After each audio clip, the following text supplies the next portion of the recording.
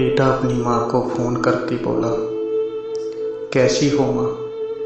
अगले महीने इंडिया आ रहा हूँ। तुम्हारी बहू भी बोल रही थी अब सब साथ में रहेंगे। और माँ की आंखों से आंसू बहने लगे, क्योंकि बेटा बहुत दिनों के बाद घर आ रहा था। फिर कुछ दिनों के बाद बेटा घर आता है और माँ को बोलता है, माँ हमें वापस जल्दी जाना है। जो भी पैसे उधार दे रखे हो उन्हें वापस ले आओ।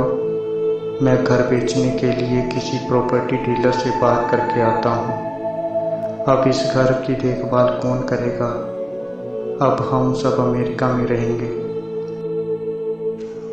घर बेचने के बाद अब सब एयरपोर्ट पहुँच जाते हैं। बेटा माँ को बोलता है, माँ तुम यहाँ बैठो, मैं टिकट लेकर आता हूँ। बहुत देर हो गई, बेटा लौट कर नहीं आया।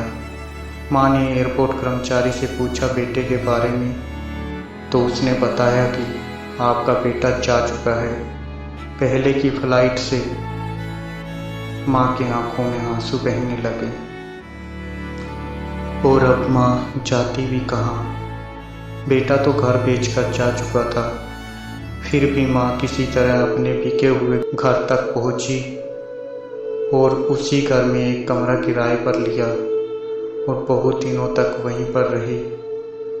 तो उस घर के मालिक ने बोला, माँ जी अब आप बहुत बूढ़ी हो गई हो, अब आप अपने किसी रिश्तेदार के यहाँ चले जाओ।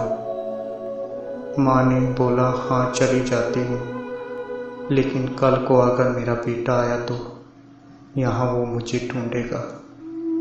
और इतना कहकर माँ की आंखों में आंसू बहने लगे।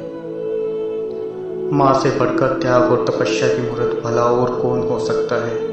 हम पढ़ लिख लें, बड़े होकर कुछ बन जाएं, इसके लिए वो चुपचाप ना जाने कितनी कुर्बानियाँ देती है। अपनी ज़रूरत मार कर हमारे शौक़ पूरे करती है।